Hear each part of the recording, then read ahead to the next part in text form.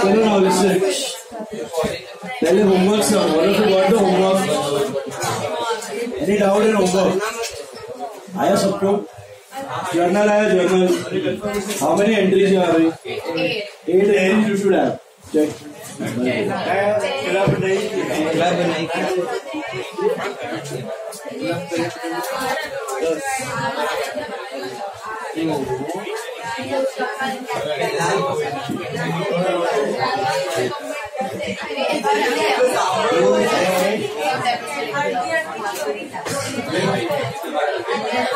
Eight entries.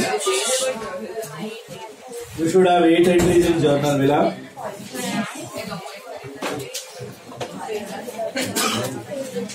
Take sum number 15. Draw the columns. 15 sum. Page 96. Sum number 15. Come on. Page 96. Sum number 15.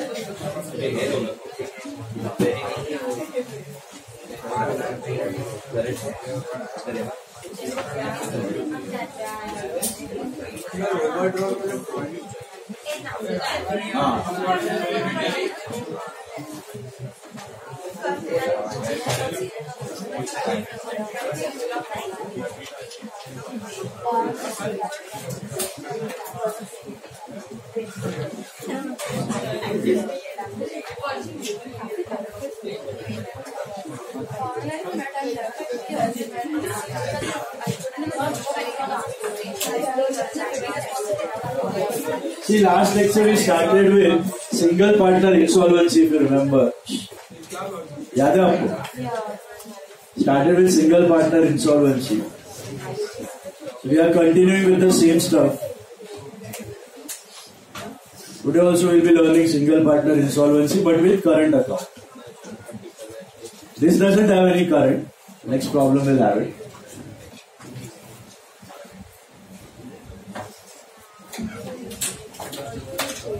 Sum number 15. All of you draw your columns.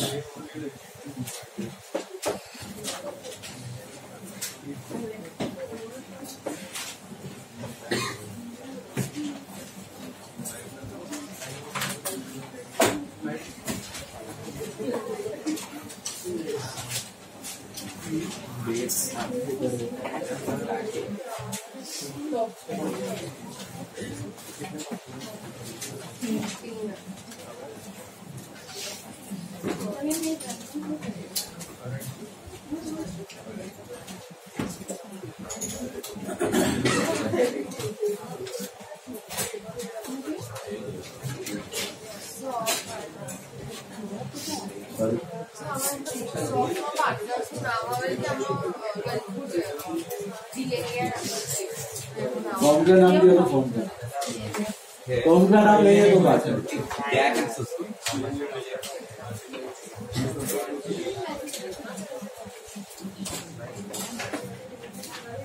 Form का नाम है तो form का नाम नहीं दिया तो फिर पार्टनर्स का या फिर डॉट पार्टनर्स के तो खाली admission regard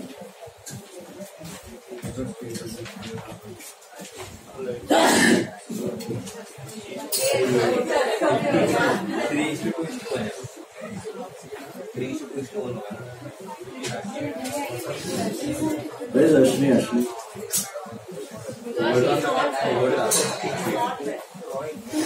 Pushti also.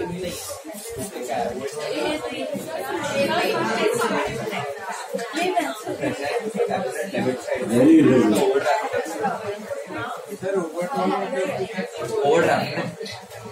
Partner का ड्रॉइंग मतलब डेबिट बैलेंस. वही तो बोला डेबिट बैलेंस है. What happened? वही बोला. Chalo, let's try. What was your first step, guys? Tell me.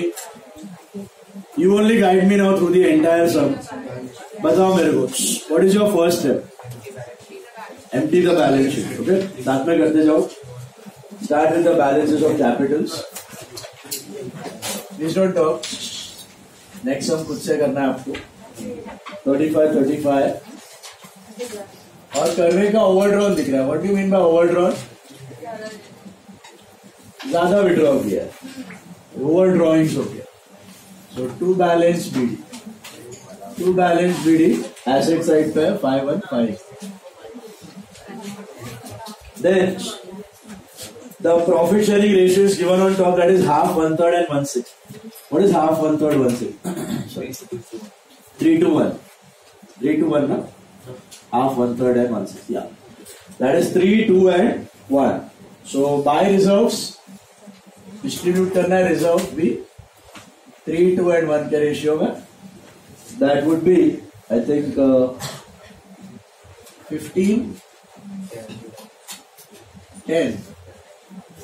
15, 10 and 5. 15, 10 and 5.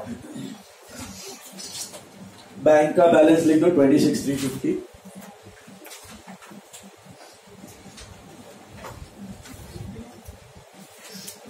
What about the remaining assets and remaining liabilities? Where do you transfer them? Realization. Starting with two sundry assets. You have debtors 25, investments 65.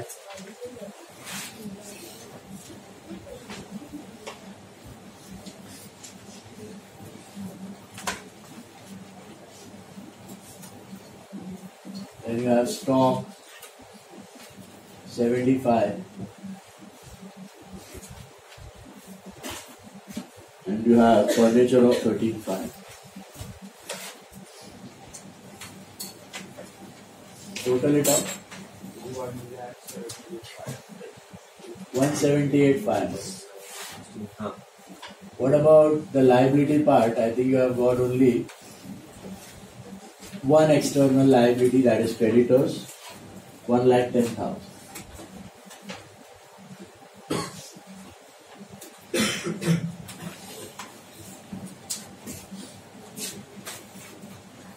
Just one external liability, that is creditors, 1,10,000.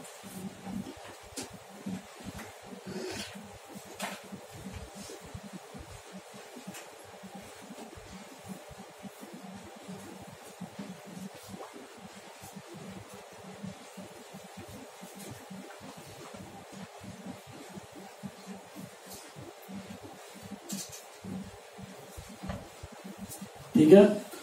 So I think your first step is done. You emptied the balance sheet. What is your step 2 and 3? Those remain the same. Remember, in the single partner insolvency part, your first 3 steps still remain the same. Remember? So what's your second step now?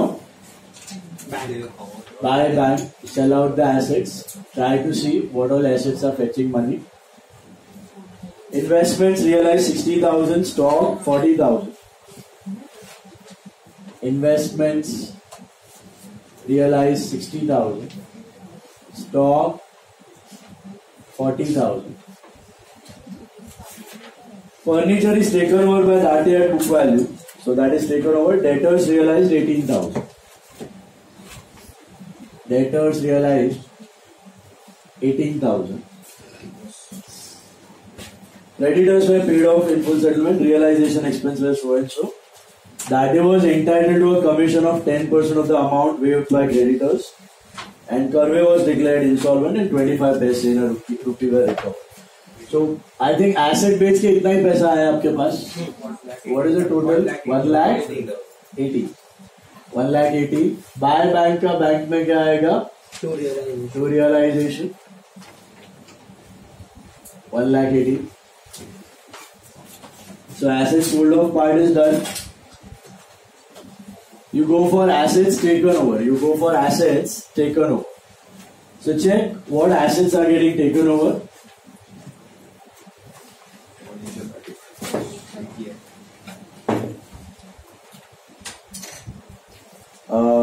That is taking over furniture, I think, at book value. So what entry you pass? Date took over furniture ka by Date Capital. Is that right? By Date Capital furniture book value मतलब 13,500. Date Capital में आएगा to realization 13,500. Is that right? Capital में to furniture में by capital, sorry realisation में by capital में to realisation. Asset liability का नाम नहीं आएगा अभी, बराबर है. I think the asset part is done. Can you see that? Yes. On the asset side is finished. Asset sold, asset taken over. Now you move to what? Liability paid off. Liability paid off में एक ही liability आपकी creditors. पढ़ो क्या हो रहा है? पे of हो रही है, टेक ओवर हो रही है, क्या हो रही है? पे ऑफ हो रही है. Creditors were paid how much? 1,07,000. Business is paying them. जो पार्टनर का नाम नहीं है 1,07,000. और भी कुछ है. रियलाइजेशन एक्सपेंस कितना है? Realisation expense 400. 1,07,400. टू बैंक का, बैंक में क्या आएगा? By realisation. There is one more thing that the business is paying in this sum. This is something new. Commission to partner. Final accounts में करते थे यार, कमीशन, सैलरी, रेम्यूनरेशन. क्या करते थे entry? Commission to partner, salary to partner, P&L debit और capital credit. Do you pay anything to the partners? पैसा देते हो आप? बिजनेस कभी भी पार्टनर को पैसा देता नहीं है, ना उससे पैसा लेता है. तो हमेशा पेएबल दिखा देता है या रिसीवेबल, क्योंकि जब भी लेना है तभी कैपिटल मंगवा लेगा और जब देना है तब वो ड्रॉइंग्स के फॉर्म में लेके जा सकता है. Is it clear? तो कुछ भी देना हो उसको, कमीशन हो, रेम्यूनरेशन हो, इंटरेस्ट हो, कुछ भी हो, यहाँ पे आप क्या दिखाओगे? पेड की पेएबल. तो just like P&L debit will be realisation debit to what? Expense account की जगह रियलाइजेशन है. डायरेक्टली किधर जाएगा? Partners capital credit. देना बाकी है, कैपिटल बढ़ा दो ना, सेटलमेंट के वक्त दे दो उसको पैसे. तो जैसे वो लायबिलिटी टेकन ओवर की एंट्री होती है, सेम ही है. कमीशन दो, इंटरेस्ट देना है, सैलरी देनी है, कुछ भी देनी है, पार्टनर को कुछ भी देना है, तो बिजनेस का एक्सपेंस हुआ तो realisation debit to partners capital. Partner का कैपिटल बढ़ा दो, फ्यूचर में सेटलमेंट के वक्त उसको दे देंगे ज्यादा. सो यहाँ पे किसको देना है कमीशन? पढ़ो. डाटे को देना है, बराबर है. Date was entitled to a commission of 10% on the amount waived by creditors. So to डाटेज capital कितना देना है उसको commission on the amount waived by creditor? 110 हाँ, 300. अमाउंट वेव्ड का मतलब क्या है? अमाउंट वेव्ड जितना डिस्काउंट, मतलब उसने ना वो क्रेडिटर को नेगोशिएट करने में मदद की. उसको बोला गया है क्रेडिटर को जितना कम करके आएगा उतना तेरे को कुछ मिलेगा फर्म से. उसने मेहनत की, 1,10,000 का सेटल किया 1,07,000. तो बिजनेस उसको उसका 10%. किसका 10%? टोटल का नहीं, जितना कम करवाया ना उसका 10% लालच दिया उसने. घसीट के 3,000 का कम करवाया क्रेडिटर्स, तो 3,000 का 10% मिला उसको. 3,000 amount waived by creditors. Amount waived मतलब डिस्काउंटेड बाय क्रेडिटर्स, उसका 10%. That comes to I think 300. बोला दिया मजाक. सो रियलाइजेशन में टू डाटेज कैपिटल और डाटेज कैपिटल में बाय रियलाइजेशन. तो एक तरह का कमीशन दिया. Got it? ऐसा कभी कभी आपको देगा on the amount waived by creditors, कभी कभी आपको देगा on the amount realised from assets. Asset realise के अमाउंट पे भी कमीशन दिया जाए ज्यादा, तो वो ज्यादा फेच करने का ट्राई करे। एसेट का जितना ज्यादा वैल्यू है उतना ट्राई करे।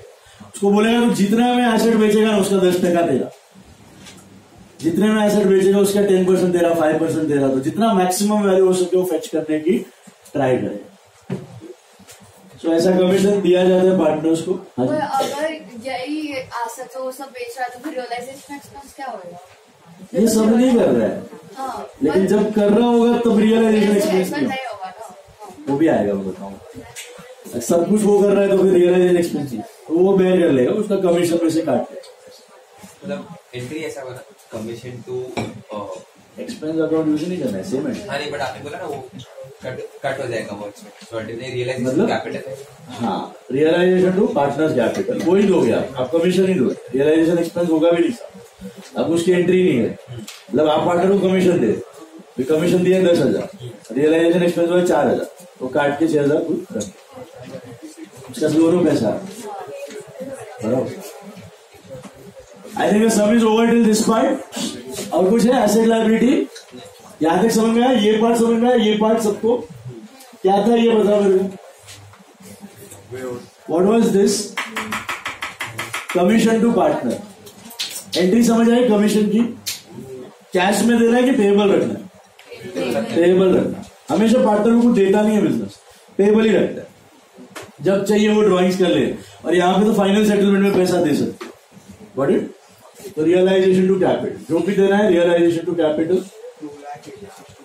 टोटल इज 286 200 लॉस इसको जाएगा all the 3 partners. Is that right? Hello,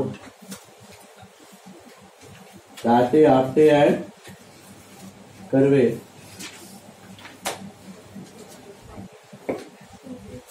करो डिवाइड। 3 to 1 है ना?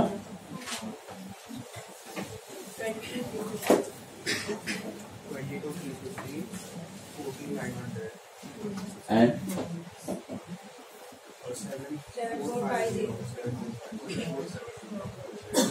22 350 4900 एंड 7450 मिल रहा है?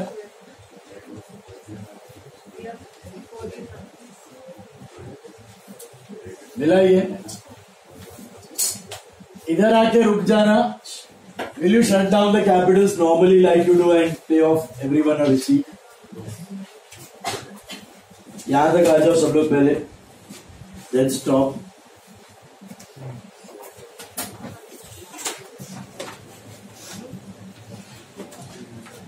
Stop at this point.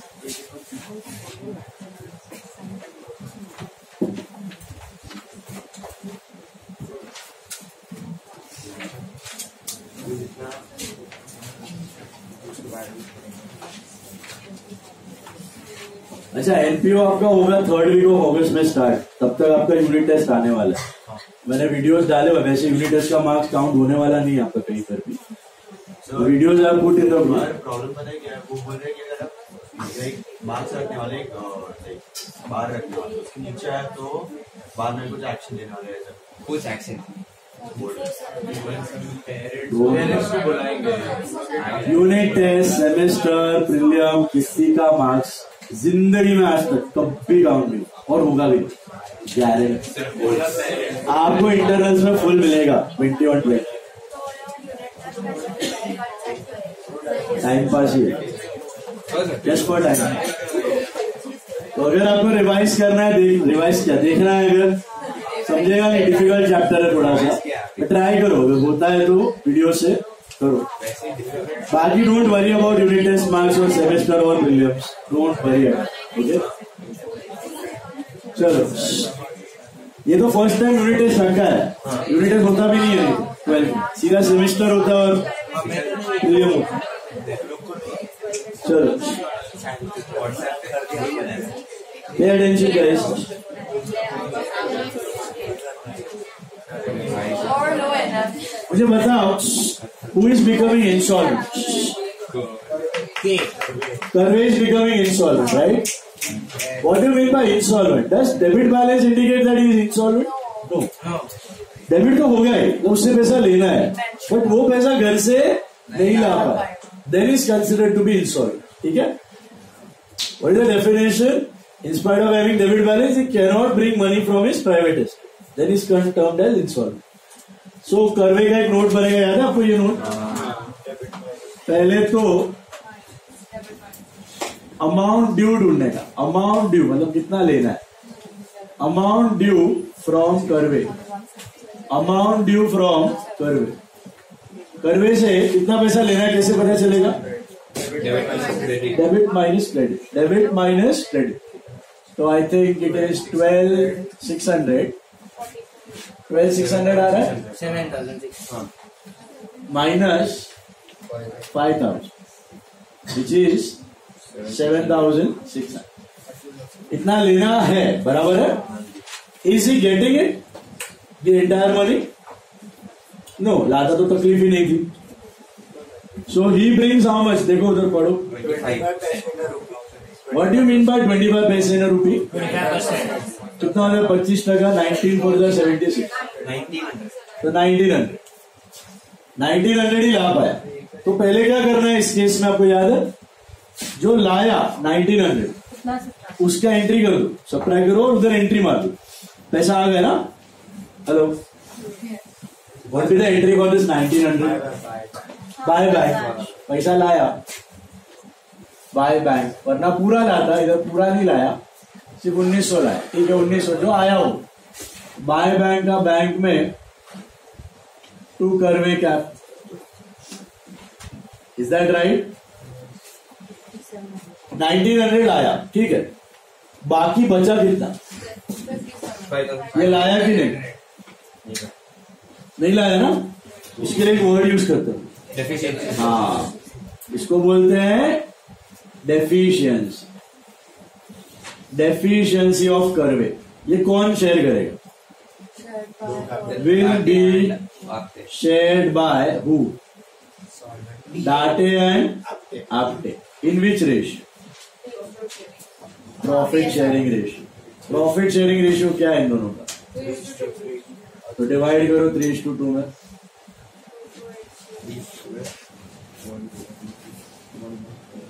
This is called deficiency of Curve, which will be shared by 3,420. Nate and Apte in the ratio of 3:2.